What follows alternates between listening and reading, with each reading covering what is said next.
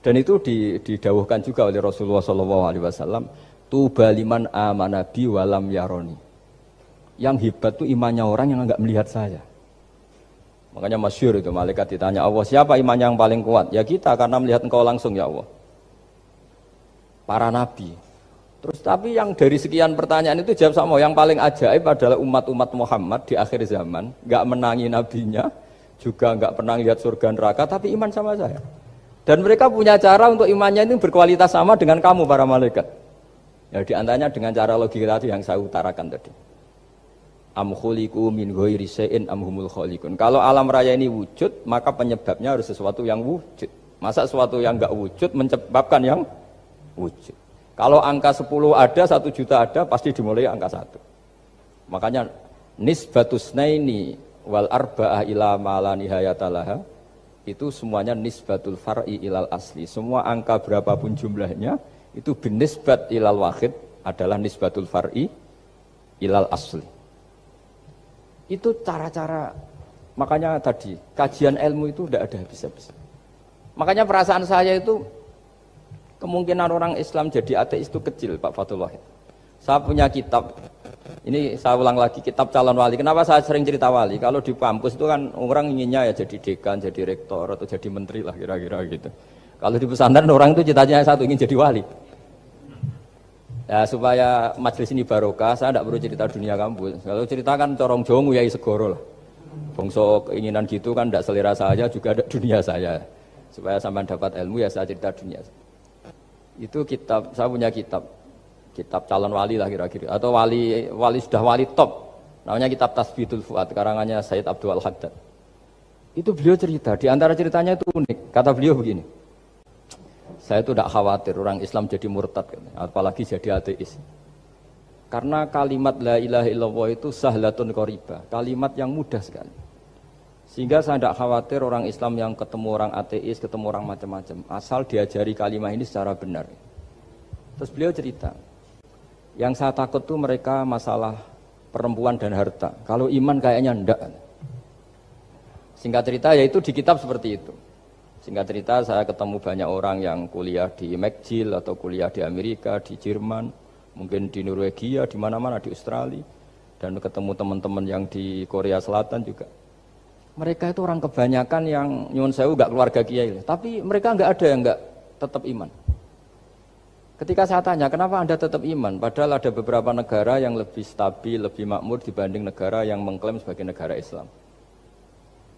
Itu cara berpikir ya sederhana. Enggak lah Gus, kayaknya kok Tuhan kok ada tanggal lahirnya? Enggak lah, kayaknya yang namanya Tuhan tuh ya awal lah. Masa pencipta langit bumi dituhani orang yang lahirnya di bumi, kayak enggak lah kayaknya. Jadi ya berpikir sederhana. Padahal ya kurang ajarnya Masya Allah. Anak ini ya dugem ya macam-macam, tapi kalau ditanya disuruh yang lain enggak mau dia. Enggak lah, kayaknya yang benar tetap Islam. Karena kalimat ini, yaitu tadi eksistensi Tuhan, tadi eksistensi Allah itu, la ilaha illallah itu kalimatun sahlah, kalimatun qoribah, kalimah yang begitu mudah difahami. Kenapa mudah difahami? Misalnya kita ngaji, Tuhan itu siapa? Yang menciptakan langit dan bumi. Dengan misalnya perbandingan Tuhan itu siapa? Yang lahir di bumi tahun sekian. Enak mana cara kita menerima itu? Kan keren yang menciptakan langit dan bumi. Tuhan itu siapa? Yang ada sebelum langit dan bumi. Dengan misalnya Tuhan adalah yang lahir di bumi. Keren mana? Nah, bayangkan kalau kita punya Tuhan Fir'aun. Sudah mati jadi tontonan kan, terus gak keren maksudnya punya Tuhan kok seperti itu. Nah ini yang katanya Syekh Abdul Haddad, kalimat ini sahlatun qaribah. Sehingga kalimat ini pula yang kita dilatih, la ilaha illallah kalimatu haqqin 'alaiha nahya wa 'alaiha namut wa 'alaiha nub'ats atau wa biha nub'atsu insyaallah taala minal aminin. Nah, saya sebetulnya tadi datang itu tidak ingin menjelaskan ini, tapi tadi kata Pak Fathul Wahid, ilmu itu kalau dikaji tambah hari tambah mudah, karena perangkat untuk menemukan bulan itu misalnya enggak rata itu gampang sekali. Pakai teori pemandangan ya bisa, pakai teori gambar juga bisa. Kalau teori pemandangan tadi, kalau kita bisa melihat mobil 2 meter masih kelihatan 2 meter, itu dengan jarak berapa masih orisinil seperti itu. Tambah jauh, tambah tidak kelihatan, tambah jauh. Nah ternyata setelah 5 kilo misalnya tidak kelihatan. Berarti untuk jumlah 2 meter hilang per 5 kilo. Nah berarti kalau bulan masih kelihatan segitu, berarti jarak kita dan bulan kira-kira sekian kilo itu bisa dihitung, itu tanpa teknologi. Makanya sebetulnya teknologi itu nyumbang itu nggak sampai 30%. Yang paling banyak ya sains tadi, pengetahuan itu yang kayak tadi orang menemukan pesawat itu kontribusi terbesar tetap pengetahuan. Misalnya pesawat dari bahan ini kalau kecepatan sekian kena angin pecah enggak, tetap pengetahuan yang menopang itu. Teknologi kan paling mengantar supaya pesawat kecepatan sekian didorong mesin sekian dengan apa begitu. Nah, pesantren seperti kita ya, saya ini dididik Mbah Mun, dididik bapak saya, buyut-buyut saya, kiai. Itu sekali alim, yang alim betulan, itu ya alim betul. Ya karena memang yang repot nih yang agak-agak dukun itu ya ribet itu. Penting rambutnya gondrong, terus terkenal gak pernah mandi, terus nanti ada orang tertentu tertarik minta doa, ini yang ribet ini, susah ini sertifikasinya susah ini karena. Tapi kalau kita ini di pesantren yang coro sertifikasinya jelas. Jadi berani jadi Gus harus bisa baca Mu'in gitu, berani jadi Kiai harus bisa baca Wahab. Aturan mainnya jelas kalau di ini. Yang repot tuh yang sebagian itu aturan mainnya tidak jelas. Terus promosinya itu pernah datangi menteri loh, pernah datangi, wah ya ribet kalau ukuran keren tuh didatangi apa?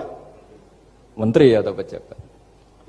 Saya teruskan ya, karena ilmu itu harus menyelamatkan kita sampai di depan Allah Subhanahu wa Ta'ala. Nah, ketika kita menyifati Allah itu az-zahir, zat yang begitu jelas. Itu kalau kita kan kok begitu jelas padahal nggak bisa dilihat, terus kita sendiri tidak pernah melihat. Tapi eksistensi Tuhan sebagai Tuhan, yaitu al-wajibil wujud, itu jelas sekali karena nggak mungkin sesuatu yang wujud diciptakan oleh yang tidak wujud. Kenapa harus awal? Masa pencipta datangnya terlambat? Terus juga harus bakok itu abadi atau al-akhir kalau dalam bahasa Quran. Masa zat yang superior kemudian kalah sama yang diciptakan. Berarti nanti ada kekuatan besar yang mengalahkan Tuhan. Ya kan ya aneh, kekuatan ini dalam kendalinya kemudian Allah kalah kan tidak mungkin. Makanya disebut al-akhir. Allah pasti tidak ada yang mengalahkan. Terus diantaranya lagi disebut qiyamuhu binafsihi. Kalau dalam bahasa Quran disebut al-qayyum. Zat yang berdiri sendiri. Gak boleh Tuhan butuh yang lain. Kalau butuh yang lain berarti bergantung pada yang lain. Dan nggak usah jadi Tuhan lah kalau masih butuh yang lain. Sehingga karena kekuatan ini, saya ulang lagi, karena kekuatan ini, ketika anak-anak mahasiswa kuliah di Jerman atau di Swiss, di negara-negara yang lebih bahagia ketimbang negara yang mayoritas Muslim, itu mungkin mereka tertarik sama sistem negara itu karena ada jaminan sosial ini. Tapi nggak pernah tertarik sama Tuhannya negara itu. Karena dihitung-hitung tadi Tuhannya mesti keren kita gitu. Jadi, nah ini cerita ke saya Abdul Haddad. Kata saya Abdul Haddad, kamu tidak usah khawatir lah umat Islam murtad atau jadi ateis gitu. Karena penjelasan tauhid Islam itu begitu jelas. Jadi by design manusia itu pasti nerima tauhid kira-kira gitu. Jadi ini pentingnya adz-dzahir. Jadi Allah itu begitu apa? Jelas. Tapi Allah juga mensifati dirinya al-batin. Nah, al-batin itu gak mudah dikenali. Kenapa? Karena tubuh kita desainnya ini profan. Tubuh kita tidak sempurna, rentan. Nah, tentu sesuatu yang gak sempurna ini tidak bisa melihat dat yang super apa? Sempurna. Kita bisa rusak sementara Allah tidak. Nah karena alasannya tubuh kita ini didesain untuk rusak, maka di surga itu keyakinan para ulama orang bisa melihat Allah karena desain tubuhnya sudah dirubah dari desain profan menjadi keabadian, sehingga di sini terus ada kelayakan melihat. Itu pun tetap min ghairi kaifin walan hisorin, tetap ya bisa melihat, tapi corong Jawa itu keceluk melihat, tapi tidak sampai faham. Karena bagaimanapun Allah itu la tudrikul absar wa huwa yudrikul absar. Bagaimanapun Allah itu laisa kamitslihi syai'un, tidak ada padanannya. Jadi makanya Allah punya sisi adz-dzahir bisa dikenali sekali. Kenapa? Ya tadi nisbatus naini wal arba'ah ila ma la nihayata laha itu nisbatul far'i ilal asli. Saya punya kitab Pak Fathul Wahid, diajar Mbah Mun dulu, kitab Al-Husunul Hamidiyah. Itu yang ngarang itu ya kayak kelihatan ngawur, tapi ngawurnya orang alim. Jadi di situ ada gambar, gambarnya itu enggak jelas. Mungkin pengarangnya juga enggak bisa gambar kayaknya. Wah bulat, benang bulat ada, gambar gunung ada.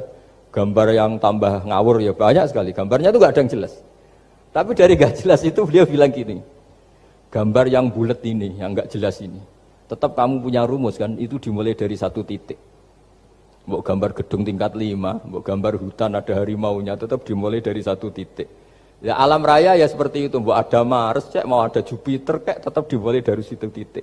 Nah ini namanya nuqtatul wujud, titik kewujudan, yaitu Allah Subhanahu wa Ta'ala.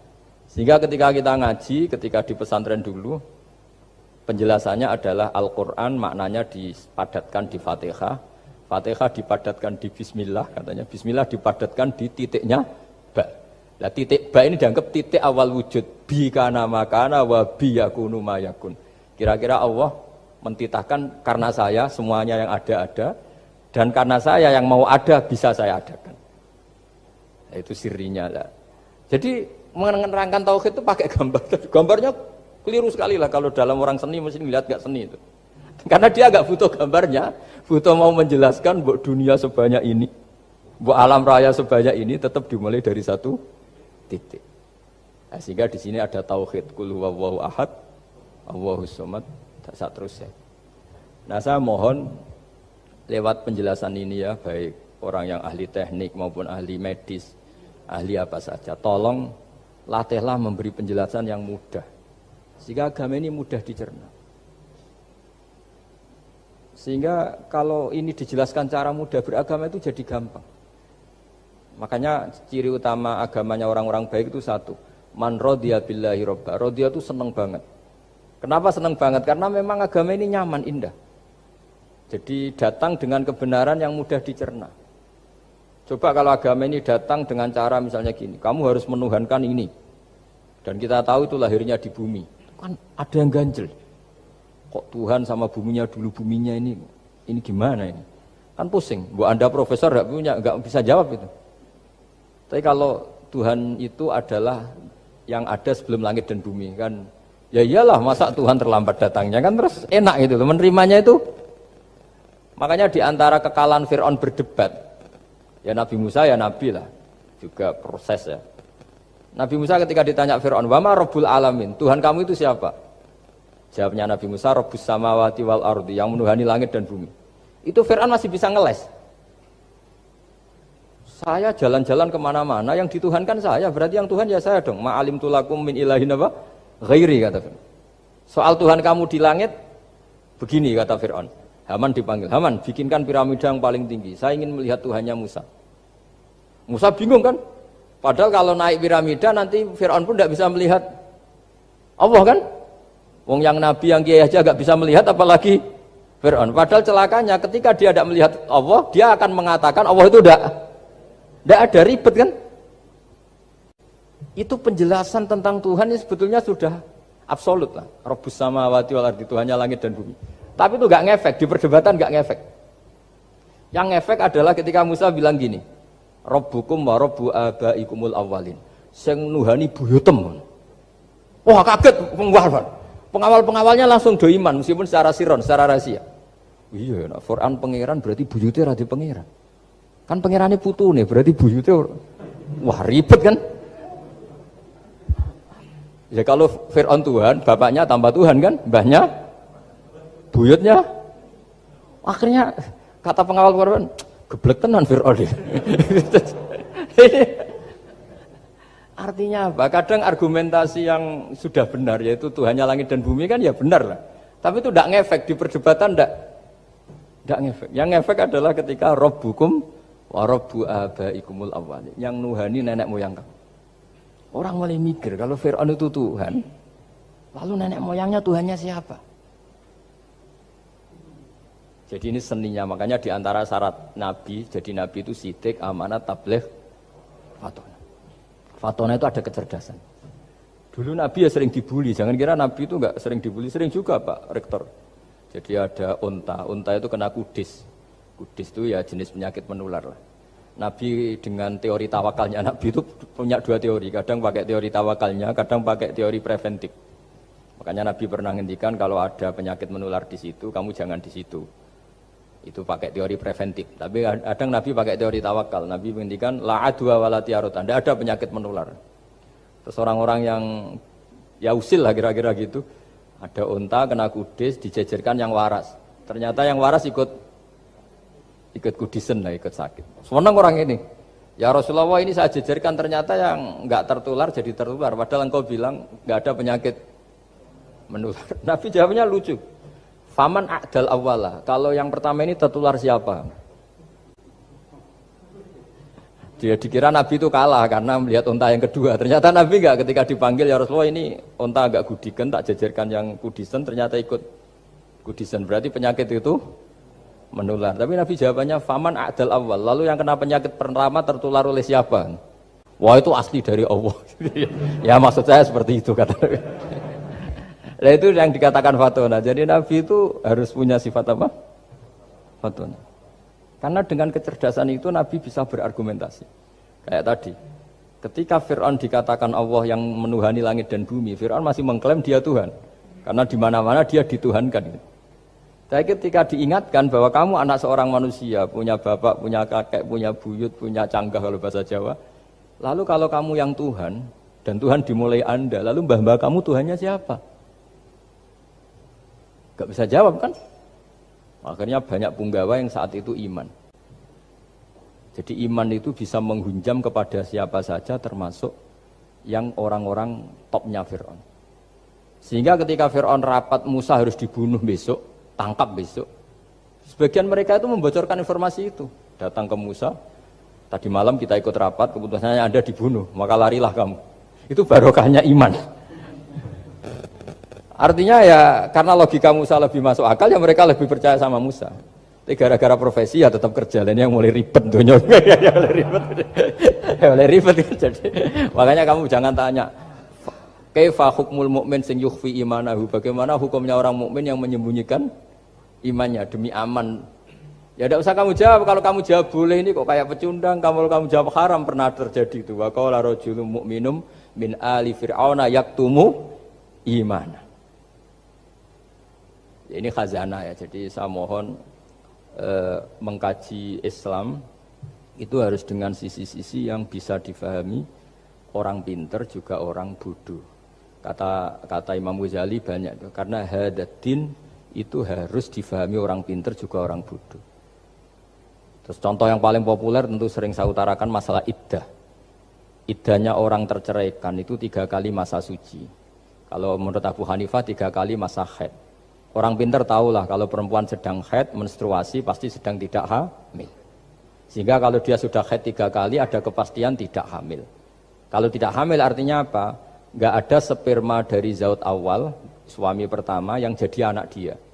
Padahal tujuan iddah adalah nanti kalau di hubungan suami istri sama suami kedua jelas anaknya suami kedua. Tapi kalau andaikan tidak ada iddah kan malam hubungan suami istri, pagi bentrok cerai, terus kawin. Kumpul suami istri lagi terus nanti anaknya itu anaknya siapa? Kan enggak jelas. Kalau sampean bisa klaim lewat DNA, DNA juga mungkin secara ilmu objektif Pak Rektor. Masalahnya juga bisa disuap kan? Saya sering dibantah orang-orang itu. Wah Gus DNA itu otoritatif karena gini-gini enggak mungkin bohong kamu. Ya DNA-nya enggak bohong, pegawainya bisa disuap kan? Kayak enggak tahu manusia apa enggak tahu Indonesia, enggak tahu terus. Itu yang sensitif itu, yang mulai wilayah sensitif itu. Kayak tahu manusia apa kayak tahu Indonesia? Manusia aja ya sudah. Berarti Anda sangat nasionalis. Jadi ribet kan? Maka dianjurkan ada iddah. Dengan iddah selesai berarti benar-benar perempuan ini baru atur rohmi, rahimnya steril dari unsur mani zaut awal. Dan kalau 3 kali masa suci itu artinya apa? Kira-kira 3 bulan. Kira-kira ya. Wal mutallaqatu yatarabbasna bi anfusina salah satu apa? Huruf. Pertanyaannya kalau 3 bulan, andai kan tidak pakai teori ilmiah, menstruasi itu sudah teori ilmiah. Ada yang tanya ke saya, Gus kenapa tidak